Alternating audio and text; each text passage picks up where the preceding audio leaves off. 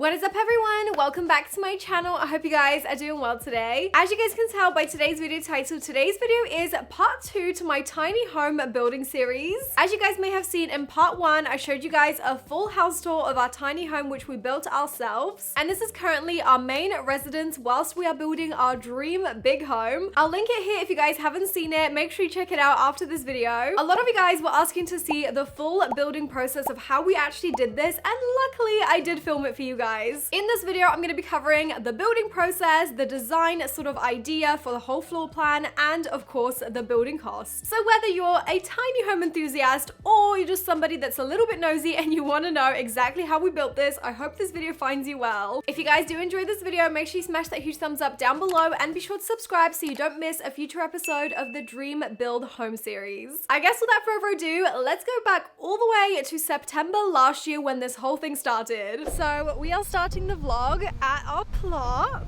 Yeah, as you can see, and it's time to start on the tiny home. Yeah, so we are actually building a tiny home as our temporary accommodation.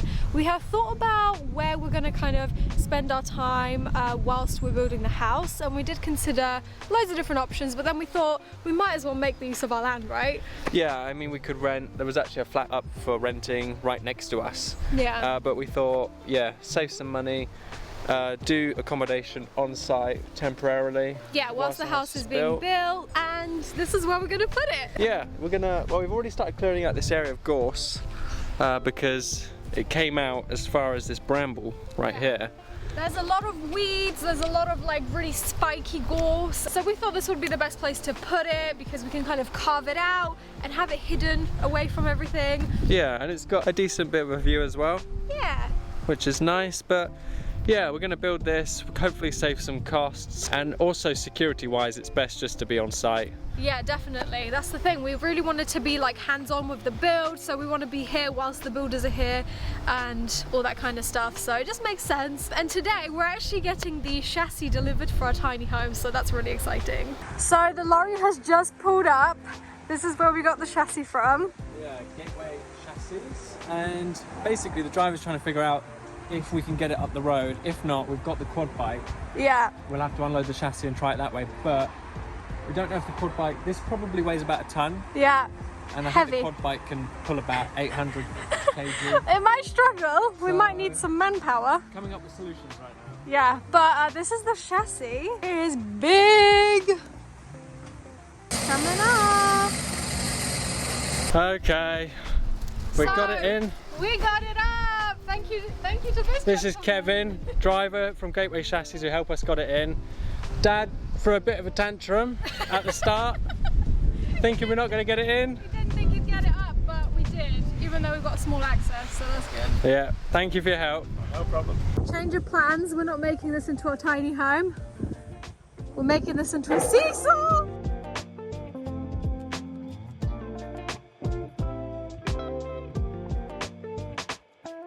Right guys, it's a new day and things are finally starting to happen. We've got a delivery of Travis Perkins.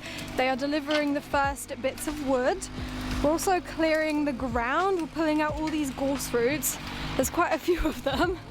This is Andy on the digger, trying to move some old tyres that someone has dumped. And Matt's just watching. And here is the delivery. So basically we've got some chipboard, we've got the flooring, the base, we've got some insulation as well. Just bits and bobs to get us started really. Andy is struggling with this little digger that we've hired. It's good for the ground, but not so much for the big tyres. It's like moving forward every time he tries to do it.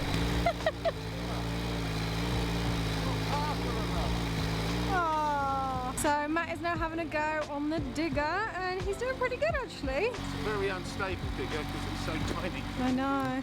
There's a slight bit of movement. Is it easy to control?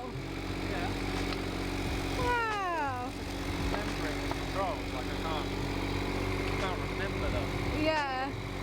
You're doing pretty good. It's gotta dig this whole trench now. All right, it's time to talk floor plan and design concept. The floor plan was something really important to us, having downsized from quite a large house. If you guys have seen our previous house tour, it was quite a big house. So over the years, we collected a lot of junk. We weren't sure if we would have enough space for all of our essentials to live a comfortable life whilst we're building the big house. Living in the tiny home is myself, my husband now, and our cat Sky. We both work from home, so it was really important to us for the space to feel spacious, productive, minimal, and just not cluttered. Our main thing is that we really wanted there to be a lot of light flooding the whole space. This is something we didn't really have in our previous house, so that was really important. So we came up with a design that fit all of our essentials, cramming every last little nook into storage and still not compromising on that minimal kind of aspect. The entire tiny home is around 32 square meters in size internally. Now, due to the access to our land being a little bit restricted and tight, we had to really just narrow down the sizing that we could get through the gate. The overall width of the chassis that we used was 3.05 meters, and then the overall length is 10.5 meters. We designed it so that the internal height would be 2.4 meters, making it feel quite roomy and spacious inside and not claustrophobic. So on the far left, we have the bedroom with ample space all around the bed. We are able to get a double bed in there and a bedside table on either side. With our design, we made sure that you could get a standard size kind of bedside table in there. Under the bed, we will also have storage tubs for things like, you know, winter clothes, spare bed sheets, towels, that kind of thing. Now, inside the stud wall, we also designed for there to be a hidden sort of clothing nook for our clothes to be stored. There wasn't enough space for a freestanding wardrobe, so we decided to build it into the wall, and honestly, this worked out a treat. As you come down the hallway connecting the two living spaces, we have the midsection of the house, which is the bathroom and the kitchen. The bathroom has a large window in there, allowing light in and making it feel spacious. It will have a large sink unit and a toilet on the right side, and then it will have a washing machine on the left side, which is basically underneath the clothing nook on the other side. Because we were having the shower on the left wall, it just meant that we had this like extra void that would have just been wasted. So we thought, let's just put the washing machine on that same side and then have the extra space above for all our clothes. Behind the washing machine, we then have a double shower, so there will be no elbow bashing whilst you're having a shower. Going into the kitchen, we wanted an open space kitchen lounge with an island that can double up as a breakfast bar. And in the far right corner, we have our lounge, which has enough space for a 3-seater sofa, a TV on the other side with a sort of media unit underneath, as well as a coffee table in the middle. So I feel like there's ample space to walk all around. Here's a visual of all the outlines of the more bulky objects that were going into the tiny home. We really wanted to see how it would correspond with the space. So with all the design features out of the way, let's get to building. Alright guys, so we are starting to put some wood on the chassis now. This is the first step of our floor and our build, which is very exciting. We're starting off a little bit later in the day though, aren't we? Yeah, it took us longer to do that base than we thought. Yeah, but the base is now finished, and basically next time we're here, all we'll have to do is just roll it onto it, which will be perfect. We can obviously level it out as well on the ends. But yeah, this is pretty much how it's all going together. After bolting the wood joists to the metal frame of the chassis, we were then able to slot in Kingspan insulation in between the members and sandwich it with some OSB sheets. Alright guys, so the base is now done. I sound really bunged up, so excuse my voice. Basically, we are now focusing on the walls. So we're just building the framing out on the base, and we're actually going to have to do this in a couple of different sections because otherwise it'd be really hard and heavy to lift up. But the base is really, really nice. It's actually very large. It feels really sturdy. There's no springiness, so yeah, it's going good. All right guys, so far we have one wall up. This is what it's looking like. This is the wall where the bedroom is, so that's why we've got this big opening for a window. Now on the front here is going to be a big double door, and then I think what we're putting up now is going to be the back wall. So it's all starting to kind of take shape. When the wall framing started going up, it really started to take shape and make it feel like a home. I was finally able to imagine the internal size of the space, and it weirdly felt quite large. And just like that, the 4 walls are now up. It's looking really, really good. The framing obviously isn't finished. We have to put the OSB sheets on, but it's looking good so far.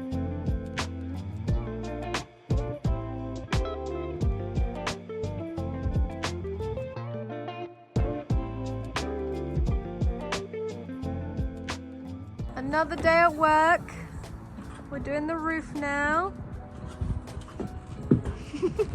Yeah, Yeah, we've got a little bit of a overhang right there. We popped up some roof joists, leaving enough of a void for the electrical cables and space for insulation, which again got covered with more OSB sheets.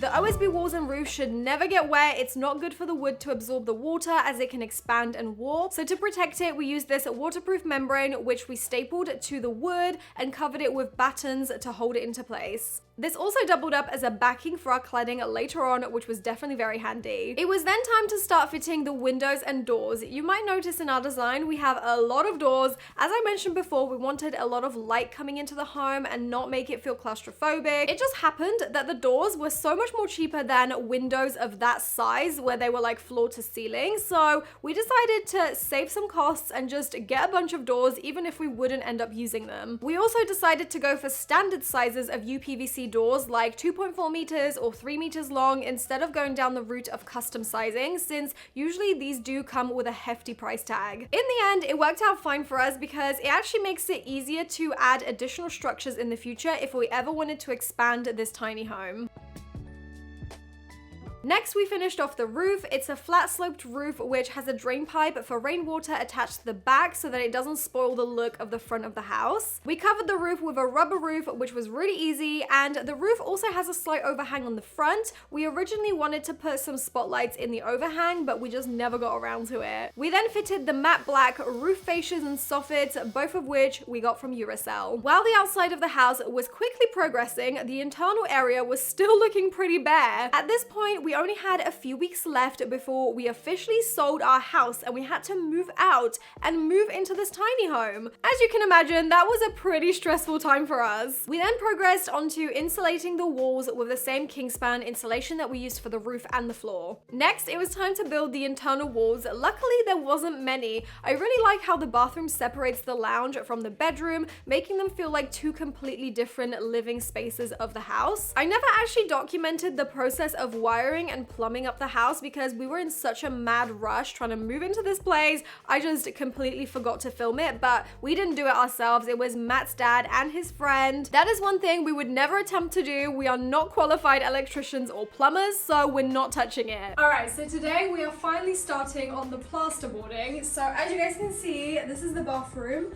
We've just fit in this pocket sliding door, which is really cool. It's just like a metal frame one. And then, yeah, this is where our shower's gonna be, which is really cool. But yeah, we're just gonna start on the ceiling in here. We then attached the plasterboard to the walls and we had our builder friend plaster over the joins. This is quite a quick method of plastering that isn't really done so much in the UK, but it's definitely really common in America. Matt then decided to build our clothes nook inside the wall. He just used ply sheets and some IKEA shelves, which we cut down to size, and it created a really nice wardrobe space for us to be able to store all our clothes the second we moved in. Once we painted the walls, we were then able to start building the kitchen. This took a while because we wanted the toilet water cistern to be hidden within the stud wall. This created that minimal bathroom look and it saved tons of space in the bathroom since the toilet can be tucked right into the wall. Next, we started working on the outside. We made a shingle pathway, so we put down some membrane and then just got a big bag of rocks from Travis Perkins. At the time, it was winter, so it was definitely a priority because everything would have just been a mudslide otherwise. For the exterior cladding, we really wanted to use these black metal kind of sheets that make it look like a container. I know that this may not be everybody's cup of tea, but personally we really like that raw industrial kind of look, and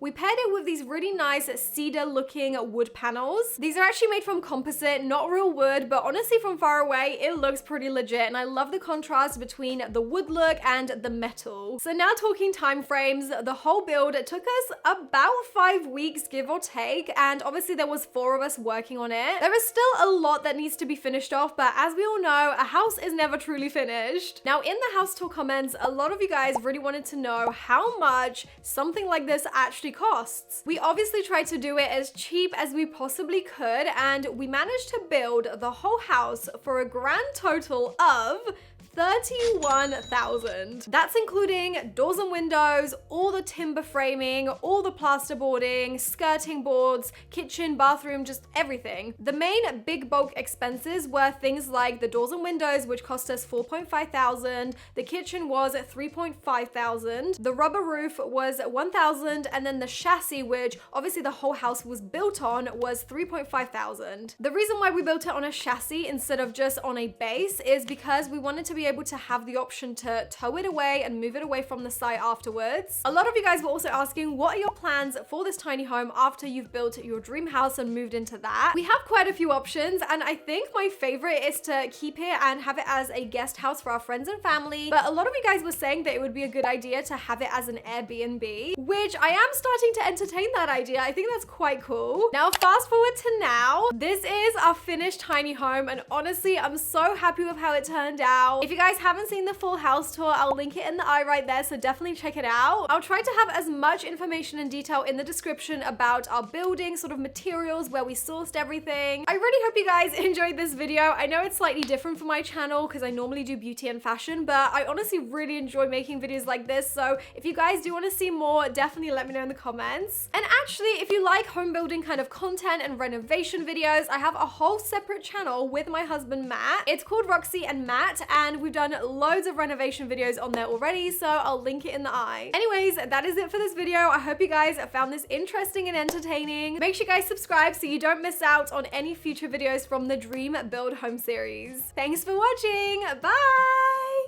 Mwah.